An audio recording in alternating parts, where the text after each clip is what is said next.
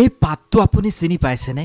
ইয়াৰ দুটা পাতৰ চমৎকাৰী উপকাৰিতাৰ বিষয়ে জানিলে আপুনিও হতবাক হ'ব। হয়তো আপুনি এই পাতটোৰ উপকাৰিতাৰ বিষয়ে আজিলৈকে বৰ বিশেষ ভালকৈ নাজানে। আমি আজি আপোনাক বুজাই দিম এই পাতটোৰ উপকাৰিতা কি কি। এনেকুৱা 5টা বেমাৰ আছে যি 5টা বেমাৰ ইয়াৰ দুটা পাতে ঠিক কৰি পেলাব পাৰে।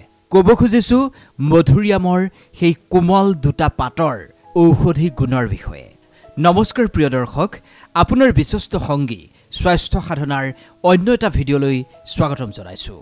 মধুৰিআমৰ পাতৰ বিষয়ে বহুত গভীৰভাৱে গৱেষণা কৰা হৈছে, কিন্তু এই গৱেষণাবোৰ আজিহে হৈছে। আয়ুৰ্বেদ শাস্ত্ৰত মধুৰিআমৰ পাতৰ উপকাৰিতাৰ বিষয়ে বহু বছৰ পূৰ্বেই উল্লেখ আছে। যিসকলৰ মধুমেহ ৰোগ আছে, মানে ডায়েবেটিছ আছে, তেওঁলোকৰ বাবে মধুৰিআমৰ পাত অত্যন্ত উপকাৰী। যদি আপোনাৰ ব্লাড চুগাৰ হাই হৈ আছে, তেন্তে আপোনাক এই মধুৰিআমৰ পাতে যথেষ্ট সহায় কৰিব পাৰে। NCBR ৱেবছাইটত আপুনি নিজেও চাব পাৰে। সেই ৱেবছাইটত উল্লেখ থকা অনুসৰি সেই গৱেষণাত এটা কথা স্পষ্ট হৈছে, এই মধুৰিআমৰ পাতত এনেকুৱা ফিনলিক কম্পাউণ্ড আছে যিখিনিয়ে আপোনাৰ বডিত ব্লাড চুগাৰৰ এবজৰ্ব কমাই পেলায়, হ্ৰাস কৰে। বডিত মানুহৰ যি এক্সট্ৰা চুগাৰ থাকে, সেই চুগাৰখিনি হ্ৰাস কৰাৰ ক্ষেত্ৰত এই মধুৰিআমৰ পাত অত্যন্ত উপকাৰী। এই মধুৰিআমৰ পাত সেৱনৰ ফলত মানুহৰ ইনচুলিন বৃদ্ধি নহয়। ইনচুলিন নবঢ়োৱাকৈ এই মধুৰিআমৰ পাতে আপোনাৰ শৰীৰত চুগাৰ কণ্ট্ৰোল কৰি ৰাখিব পৰাৰ এক ক্ষমতা আছে। ওজন হ্ৰাস কৰিবৰ বাবেও মধুৰিআমৰ পাত অত্যন্ত উপকাৰী। গৱেষণাত পোৱা গৈছে মধুৰিআমৰ পাতত এনেকুৱা বায়'এক্টিভ কম্পাউণ্ড আছে যিখিনিয়ে আপোনাৰ বডিত কেলৰিৰ এক্সপেণ্ডিচাৰ বঢ়াই তোলে। কেলৰি বাৰ্ণ হোৱাৰ যিটো প্ৰচেছ, সেয়া স্পীড আপ হৈ যায় মধুৰিআমৰ পাত সেৱনৰ ফলত। যিহেতু এই মধুৰিআমৰ পাতে চুগাৰ কণ্ট্ৰোল কৰে আৰু শৰীৰত যিবোৰ জিন থাকে যিখিনিয়ে আপোনাৰ ওজন হ্ৰাস কৰাত সহায় কৰে, সেইখিনিতো যথেষ্ট প্ৰভাৱ পেলায় এই মধুৰিআমৰ পাতে। আৰু এই সকলোবোৰ মিলিয়েই দ্ৰুতগতিত ওজন হ্ৰাস কৰাত এই মধুৰিআমৰ পাতে আপোনাক সহায় কৰে। শৰীৰত বৃদ্ধি হোৱা কলেষ্টৰেলো হ্ৰাস কৰাত এই মধুৰিআমৰ পাতে যথেষ্ট পৰিমাণে সহায় কৰে। এই সন্দৰ্ভতো যথেষ্ট পৰিমাণৰ গৱেষণা হৈছে। গৱেষণাত পোৱা গৈছে যদি এজন মানুহক মধুৰিআমৰ পাতৰ চাহ বনাই খুওৱা হয়, তেতিয়া বডিত মানে ব্লাডত যিখিনি HDL কলেষ্টৰেল থাকে সেইখিনিত কোনো ধৰণৰ প্ৰভাৱ নপৰে। HDL মানে যিখিনি ভাল কলেষ্টৰেল, কিন্তু যিখিনি বেয়া কলেষ্টৰেল যাৰ কাৰণে মানুহৰ হাৰ্ট ব্লক হ'ব পাৰে, মানে LDL যিখিনিক বোলে, যিখিনি ট্ৰাইগ্লিচাৰাইড বুলি কোৱা হয়, তেজত যি চৰ্বি জমা হৈ যায়, এই দুয়োটাকে মধুৰিআমৰ পাতে হ্ৰাস কৰে। যিমানবোৰ হৃদৰোগজনিত সমস্যা আছে, এই LDL কলেষ্টৰেল মানে ট্ৰাইগ্লিচাৰাইড বৃদ্ধি হোৱাৰ কাৰণেই হয়। যদি এই দুয়োটাই আপোনাৰ নিয়ন্ত্ৰণত থাকে, তেন্তে হৃদৰোগজনিত আপোনাৰ কোনো সমস্যা নহয়। আপোনাৰ কাৰ্ডিঅ'ভাস্কুলাৰ যি হেল্থ, সেয়া ইম্প্ৰুভ হ'ব।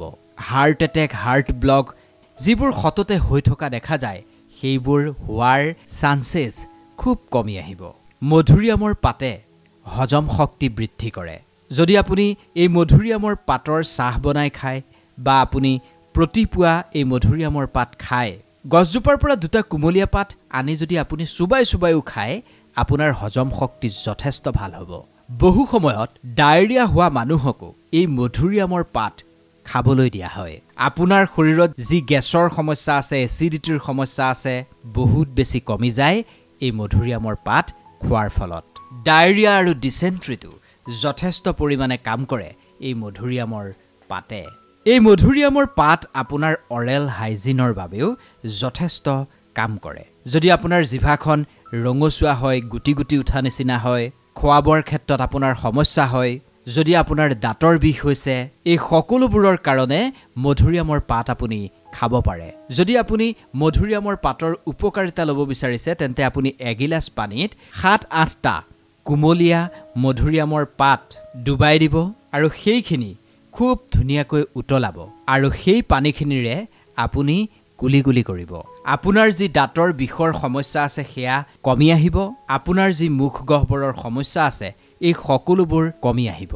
গুৱাভা লিভছ বা মধুৰিআমৰ পাত মানুহৰ ছালৰ বাবেও যথেষ্ট উপকাৰী বিশেষকৈ শৰীৰত পৰা ক'লা দাগ আঁতৰাবৰ বাবে মধুৰিআমৰ পাত অত্যন্ত উপকাৰী মধুৰিআমৰ পাতত এনেকুৱা এন্টিসেপ্টিক গুণ পোৱা গৈছে যিখিনিয়ে আপোনাৰ ছালত থকা এথনিকোজিং বেক্টেৰিয়া কিল কৰে মানে মাৰি পেলায় আৰু আপোনাৰ স্কিনত থকা সেই ডাৰ্ক সাৰ্কল ক'লা দাগ দূৰ কৰি পেলোৱাত যথেষ্ট সহায় কৰে যদি আপুনি আপোনাৰ ছালখন ভাল কৰি ৰখাৰ বাবে মধুৰিআমৰ পাত ব্যৱহাৰ কৰিব খুজিছে তেন্তে আপুনি 4-5টা মধুৰিআমৰ পাত ল'ব সেই 4-5টা পাত আপুনি ধুনীয়াকৈ পিছি ল'ব আৰু সেই পিছাখিনি আপুনি নিজৰ মুখমণ্ডলত ধুনীয়াকৈ লগাই ল'ব পাৰে যদি আপোনাৰ ক'লা দাগৰ সমস্যা আছে যদি কিবা দাগ আছে তাৰ ওপৰত আপুনি সুন্দৰকৈ এই পেষ্টখিনি লগালে আপুনি খুব এটা ভাল ৰিজাল্ট পাব সেইখিনি লগাই আপুনি 15-20 মিনিট ৰৈ দিব তাৰ পিছতহে কিন্তু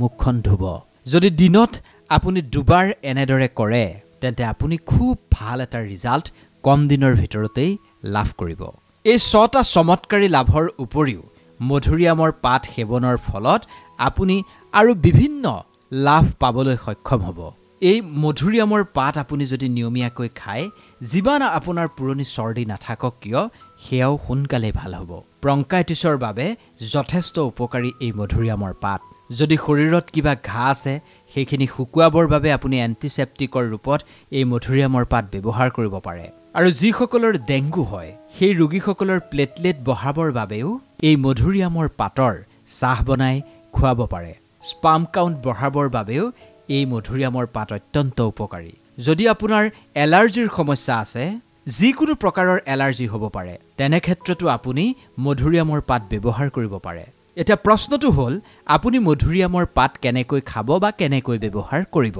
প্ৰিয় দৰ্শক কেইটামান পদ্ধতিটো মই আপোনাক ইতিমধ্যে ভিডিঅ'টোত উল্লেখ কৰিছোই যেনে ধৰক আপুনি দাঁতৰ কাৰণে কেনেকৈ মধুৰিআমৰ পাত ব্যৱহাৰ কৰিব লাগিব ছালৰ সমস্যা ঠিক কৰিবৰ কাৰণে কেনেকৈ মধুৰিআমৰ পাত ব্যৱহাৰ কৰিব লাগিব এইখিনি মই ইতিমধ্যে আপোনাক উল্লেখ কৰিছো আৰু অন্যান্য লাভৰ বাবে যদি আপুনি মধুৰিআমৰ পাত ব্যৱহাৰ কৰিব খুজিছে তেনে ক্ষেত্ৰত আপুনি মধুৰিআমৰ পাতৰ চাহ বনাই মানে 7-8টা পাত আপুনি লৈছে লৈ পানীত ভালদৰে ধুই এগিলাস পানীত আপুনি উতলাই হেয়া আপুনি চাহ বনাই আপুনি খাব পাৰে বা আপুনি 2টা কুমলীয়া পাত লৈ হেয়া সুবাই খালেও আপুনি এটা ভাল ৰিজাল্ট পাব এই মধুৰিআমৰ পাত সেৱনৰ ফলত আপোনাৰ বৰ বিশেষ কোনো ক্ষতি নহয় ইয়া প্ৰকৃতিয়ে আমাক দিয়া এক অপূৰ্ব বৰদান বুলিয়ে আপুনি ধৰি ল'ব পাৰে যদি আপুনি ডাইৰেক্ট খাব খুজিছে তেতিয়া গছজোপাৰ পৰা 2টা কুমলীয়া পাত আপুনি ছিঙি আনিব ভালদৰে ধুব আৰু পুৱাৰ ভাগতে হেয়া সুবাই আপুনি খাই পেলাব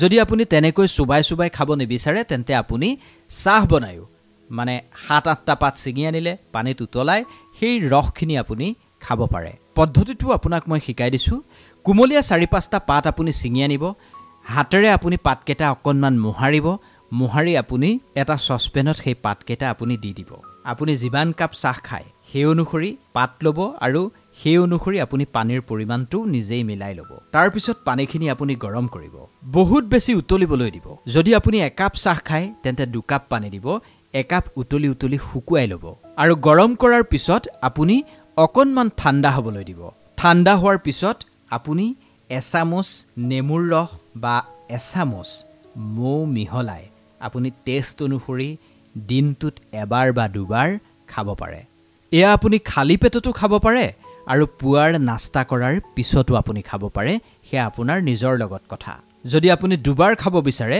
তেন্তে আপুনি সন্ধিয়া ইয়াৰ 1 কাপ খাব পাৰে গৱেষণায়ো কৈছে মধুৰিআমৰ পাতৰ এই চাহ অত্যন্ত উপকাৰী যদি আপোনাৰ ঘৰত মধুৰিআম গছ নাই তেন্তে ওচৰৰ পৰা ছিঙি আনি হলেও আপুনি মধুৰিআমৰ পাত খাব পাৰে বা এই পাতৰ চাহ বনাই খাব পাৰে আৰু যদি আপোনাৰ ঘৰত মধুৰিআমৰ এজোপাও গছ নাই তেন্তে আজিয়েই এজোপা গছ ৰোপণ কৰি লওক আশা কৰিছো এই ভিডিঅ'টোত কোৱা কথাখিনিয়ে আপোনাৰ স্বাস্থ্যৰ প্ৰতি যথেষ্ট উপকাৰী হ'ব যদি এনেকুৱা ধৰণৰ আপুনি ভিডিঅ' নিয়মিতভাৱে পাই থাকিব বিচাৰে তেন্তে আপুনি আপোনাৰ মতামত বা আপোনাৰ অসুবিধা আমাক কমেন্ট কৰি জনাব পাৰে আমি সেই অনুসৰি ভিডিঅ' বনাবলৈ চেষ্টা কৰিম আৰু এনে ধৰণৰ ভিডিঅ' নিয়মিতভাৱে পাই থাকিবলৈ অনুগ্ৰহ কৰি আমাৰ এই চেনেলটো সাবস্ক্ৰাইব কৰি ল'ব কাষতে থকা বেল আইকনটো দবাই দিব আৰু যিমান পাৰে সিমান এনে ধৰণৰ ভিডিঅ' আপোনজনৰ মাজত শ্বেয়াৰ কৰিব।